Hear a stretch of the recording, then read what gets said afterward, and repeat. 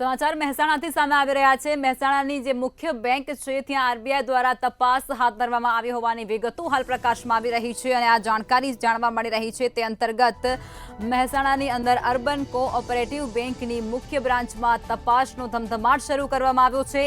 Bank દ્વારા થયેલા ધિરાણને લઈ અને અનેક સવાલો ઊભા થયા હતા અને એ સવાલોને ધ્યાનમાં રાખી અને બ્રાન્ચમાં તપાસના આદેશ આપવામાં આવ્યા છે।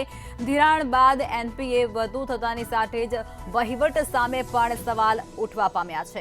8 સપ્ટેમ્બરે યોજાવા જઈ રહી છે આ બેંકની ચૂંટણી અને તે પહેલા આ તપાસનો ધમધમાટ ત્યાં ચાલી રહ્યો છે। તપાસને પગલે બેંકનું આંતરિક રાજકારણ પણ હવે ક્યાંક ગરમાઈ ચૂક્યું હોય તે પ્રકારના એંધાણ પણ ત્યાં વર્તાઈ રહ્યા છે।